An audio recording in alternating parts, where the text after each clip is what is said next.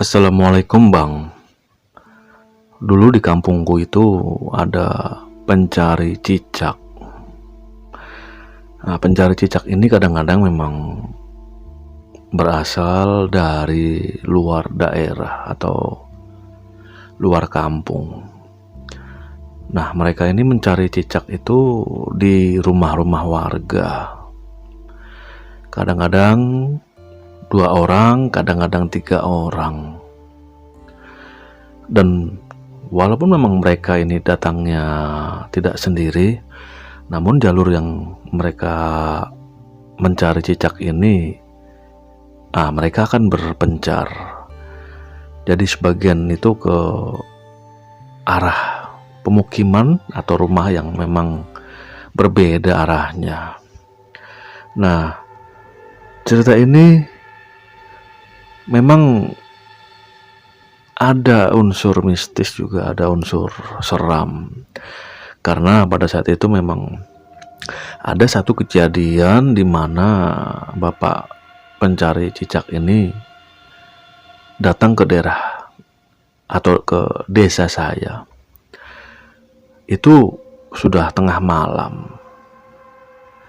Nah, mereka ini kadang-kadang kalau ketemu dengan yang punya rumah, mereka kadang-kadang ngobrol sebentar atau minta izin. Dan pada malam itu atau malam kejadian itu, sebutlah namanya Pak Paryono ya. Ini berpisah atau berpencar dengan kawannya. Pak Paryono ini ke arah timur dan kawannya ini ke arah barat. Ya, di daerah saya waktu itu memang masih daerah pedesaan.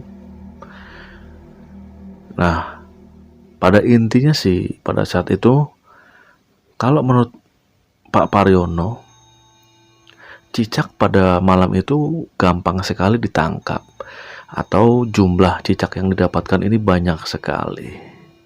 Namun di sini Pak Paryono malah semakin semangat, dan ketika memang ember cicaknya ini sudah banyak sekali, namun anehnya Pak Paryono ini tidak merasa juga puas, bahkan semakin semangat karena merasa wah ini panen.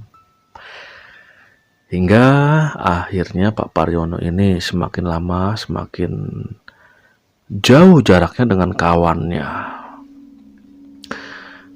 hingga juga tidak terasa ini Pak Paryono makin ke timur.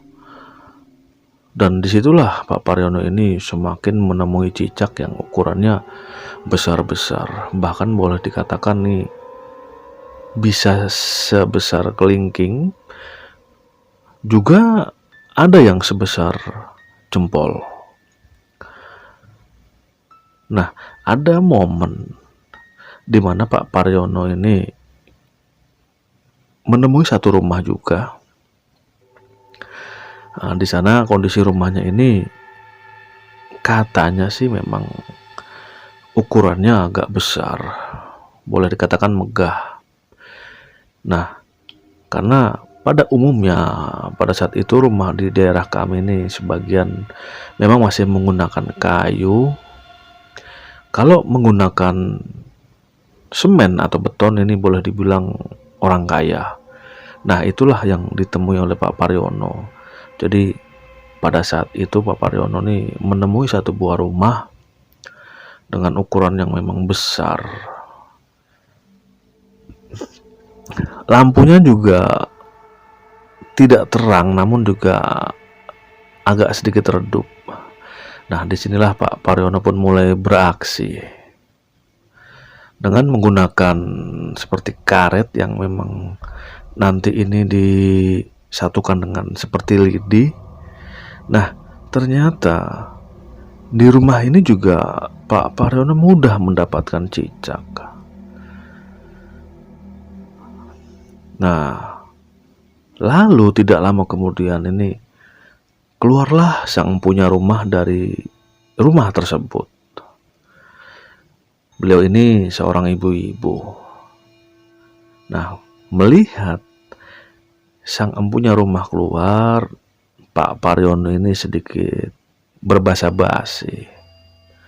Nah, Pak Paryono pun bilang, "Maaf Ibu, saya numpang cari cicak." Nah, kemudian ibu tersebut juga bilang, "Ya, silakan Pak. Emang ngomong-ngomong cicaknya buat apa?" tanya ibu tersebut. Lah, kemudian Pak Paryono pun menjelaskan, "Ini Bu, cicak ini nanti dikeringkan. Setelah kering, nanti ini dibuat seperti seperti sate, dan sebelum diuap nanti ini akan dijemur dahulu. Kalau kata pedagang pengumpulnya, ini bagus buat penyakit kulit." Nah, di sini Pak Paryono menjelaskan dengan lugas sehingga Pak Paryono ini pun mencari cicak ya, atau cicak. Nah, mendengar pertanyaan itu, ibu-ibu ini juga bilang, "Oh ya, silakan Pak." Nah, ini nanya lagi, "Ini kalau kira-kira sampai 1 kilo berarti mahal harganya?" kata ibu itu. Nah, Pak Paryono pun akhirnya pun menjawab, "Ya iya Bu, mahal. Kebetulan di sini memang cicaknya mudah ditangkap dan besar-besar." "Oh iya Mas, begini. Itu ada dari sini jaraknya sekitar 500 atau lebih. Ada satu bangunan. Nah, coba sampean cari di sana. Siapa tahu di sana juga banyak cicak." Nah, mendengar penjelasan dari sang punya rumah, Pak Paryono ini rupa-rupanya sangat girang atau senang karena mendengarkan informasi yang kalau boleh dikatakan ini kan hal yang sangat ditunggu-tunggu oleh Mas atau Pak Paryono. "Oh gitu ya Bu ya. Oke, nanti saya coba ke sana. Ini ngomong-ngomong, Ibu tinggal di sini sendiri?" Nah, di sini Pak Paryono malah balik bertanya, "Iya Mas, saya tinggal di sini sendiri. Anak-anak tinggalnya di luar kota," kata ibu tersebut. Nah, singkatnya, setelah selesai dari rumah itu, Pak Paryono pun pamitan ke ibu itu. Nah, bahkan juga dengan semangat ini pamitannya bilang, "Oh ya Bu, saya mau ke rumah yang sampean tadi ngasih tahu ke saya." "Oh ya, monggo Mas." Nah, ibu-ibu itu pun menimpali ya. Nah, betul. Nah, ini ke arah timur lagi ini dari rumah itu berjalan. Namun anehnya di dalam perjalanan itu pohon-pohon ini sepertinya semakin padat atau jarak antar pohon sesama pohon ini makin sulit ditembus, dan hanya menggunakan lampu senter. Ini Pak Paryono pun tetap berjalan. Hingga tidak lama kemudian Pak Paryono ini melihat satu bangunan, dan ketika didekati memang betul ini rumahnya juga hampir sama ya, ukurannya besar. Namun di sini bentuknya agak aneh. Kenapa aneh? Rumah ini kan biasanya memanjang ke belakang ya. Namun ini ukurannya walaupun besar, namun agak pendek ya. Nah, melihat itu Pak Paryono tidak berpikiran yang macam-macam. Di sini langsung ke arah teras. Nah, kemudian Pak Paryono pun langsung menaruh tempat cicaknya ya, yang bekas buat naruh tempat ini, dan itu berupa ember. Nah, kemudian ketika ditaruh ini Pak Paryono siap-siap langsung mengeksekusi. Karena yang dilihat Pak Paryono ini banyak cicak yang besar itu lalu lalang di atas bagian tembok.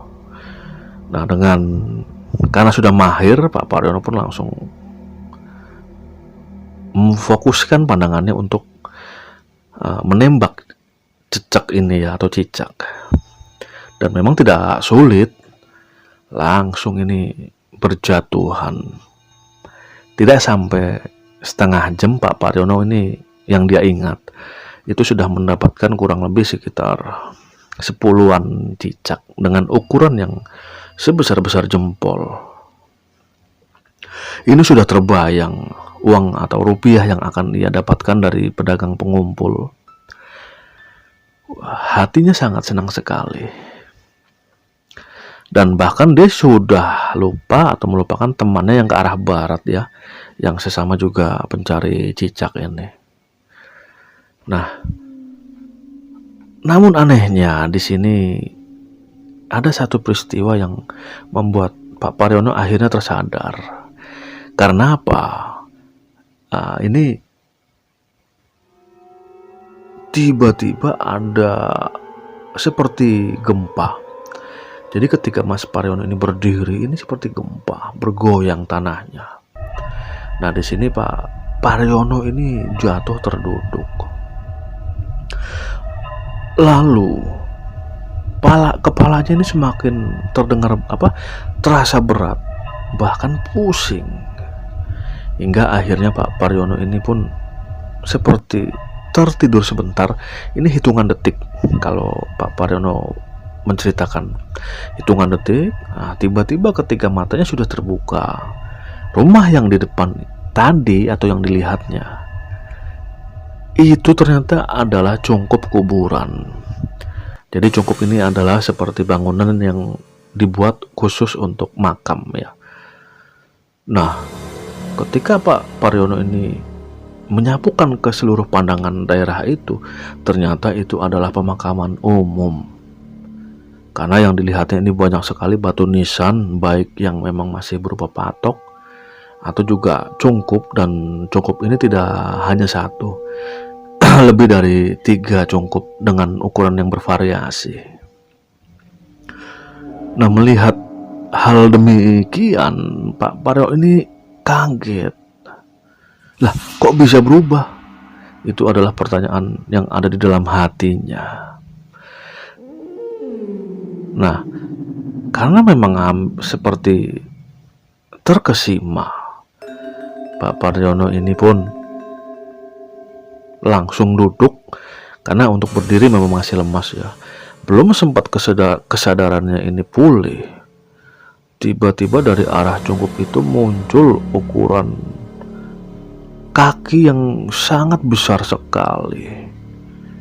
Nah, di sini Mas Paryono pun atau Pak Paryono langsung ketakutan yang teramat sangat. Mau lari namun tenaga juga belum pulih. Dan pada satu titik di mana Pak Paryono ini sudah mengumpulkan tenaganya, akhirnya Pak Paryono ini pun lari tunggang langgang. Dan ketika proses lari itu pun Pak Paryono merasa aneh. Kenapa?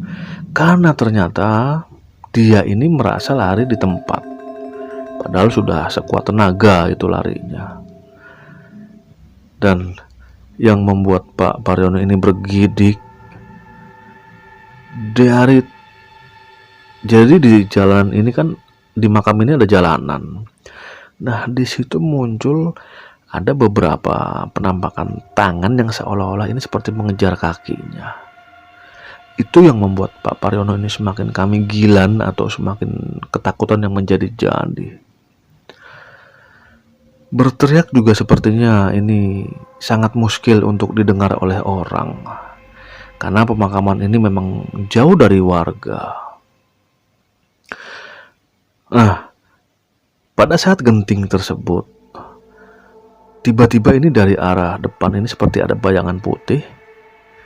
Nah, ini Pak Paryono juga semakin takut. Namun anehnya, bayangan putih ini malah seperti menarik Pak Paryono untuk segera keluar dari daerah itu. Tidak sampai hitungan 1-2 menit, Pak Paryono ini sudah keluar dari komplek pemakaman itu. Dan rupa-rupanya bayangan putih tadi ini entah sosok apa, namun seolah-olah ini malah menolong Pak Paryono yang memang ketakutan di sana. Nah, masih dalam keadaan takut. Namun posisi Pak Paryono ini sudah berada di antara gerbang, dan dengan kekuatan yang masih tersisa, Pak Paryono ini mencoba untuk berjalan. Namun memang masih lemas ya.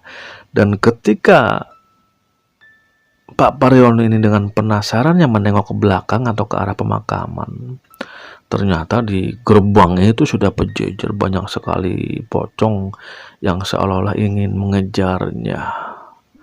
Nah, disinilah Pak Paryono akhirnya pun lari tunggang langgang dengan sekuat tenaga. Barang yang berupa cecak tadi yang sudah dikumpulkan banyak, ini sudah dilupakan oleh Pak Paryono. Karena yang dia pikirkan adalah bagaimana benar-benar keluar dari tempat itu, tempat yang sangat menakutkan. Hingga akhirnya Pak Paryono ini pun sampai ke salah satu rumah warga. Dan di sanalah Pak Paryono ini pun mengetuk-ngetuk rumah warga. Nah, tidak lama kemudian warga ini yang diketuk pun keluar. Dan singkatnya ya, Pak Paryono pun menceritakan kejadian yang dialami. Ya, warga yang mendengar cerita ini pun tidak tahu harus berbuat apa. Karena memang kalau dilihat dari mimik Pak Paryono ini menceritakan kejadian yang dia alami, ini sepertinya memang tidak bohong. Dan warga pun akhirnya juga istilahnya mempersilahkan untuk beristirahat sampai pagi hari. Ya udah Pak, nginep aja di sini, besok pagi baru pulang. Itu kira-kira warga memberikan tawaran kepada Pak Paryono. Dan di sini Pak Paryono pun mengucapkan banyak terima kasih sampai akhirnya kawan yang tadinya pergi ke arah barat yang sama-sama mencari cicak juga datang. Dan di sana mereka pun rembugan ini mau pulang atau memang menginap di rumah ini. Namun ya karena memang kondisinya Pak Paryono ini masih sangat lemas, Pak Paryono ini mempersilahkan kawannya untuk pulang terlebih dahulu. Besok pagi baru Pak Paryono pun akan pulang setelah kekuatannya ini pulih ya. Dan anehnya ini ketika proses tidur ya, Pak Paryono ini masih saja mimpi seram, mimpi yang sangat menakutkan. Hingga akhirnya sempat sekali atau dua kali ini bangun. Namun memang keadaan ya masih malam. Serasa malam ini sangat-sangat panjang. Apalagi pada saat itu ya belum ada listrik. Di ruang tamu hanya ada penerangan yang terbuat dari sumbu dengan menggunakan minyak tanah. Walaupun di dalam rumah ini masih terasa aura menakutkan. Dan di sini Pak Paryono mencoba untuk melanjutkan tidurnya kembali. Dan singkatnya, keesokan paginya pun Pak Paryono pamitan untuk pulang ke rumahnya. Dan setelah itu Pak Paryono mengalami sakit demam selama lebih dari 3 hari. Dan hingga akhirnya pun sang istri ini berinisiatif mencarikan obat, dengan salah satunya mencarikan air atau ke orang yang boleh dikatakan paham dengan hal-hal tersebut atau hal-hal yang memang di luar nalar. Dan memang kebetulan di daerah Pak Paryono ini ada beberapa orang yang memang memahami hal-hal yang bersifat gaib. Dan singkatnya setelah diobati, kesehatan Pak Paryono ini pun berangsur-angsur kembali. Jadi ternyata kalau kata orang pintar tersebut, Pak Paryono ini tidak permisi di daerah itu. Jadi seolah-olah penghuni daerah itu seperti marah dalam tanda kutip. Dan singkatnya, setelah mengalami peristiwa itu pun Pak Paryono ini sempat beberapa bulan ini vakum untuk mencari cicak. Ya itu Mas Pra, kejadian yang dulu pernah terjadi di daerah saya. Saya pada saat itu memang masih kecil ya. Dan ini cerita ini diceritakan oleh ayah saya. Terima kasih Bang Pra. Wassalamualaikum warahmatullahi wabarakatuh. Ya, terima kasih atas ceritanya Mas. Dan saya juga selalu tidak lupa mengucapkan terima kasih kepada kawan-kawan subscriber yang masih dengan setia selalu menonton. Kalau boleh dikatakan ya karya saya yang tidak seberapa bagus ini. Dan di sini saya hanya niat menghibur, tidak ada niatan lain. Dan kalau memang ada kesalahan, baik yang disengaja ataupun tidak disengaja, ataupun memang ada kesamaan tokoh, cerita, ataupun setting tempat, ini murni faktor kebetulan semata. Akhirnya saya tutup. Wassalamualaikum warahmatullahi wabarakatuh.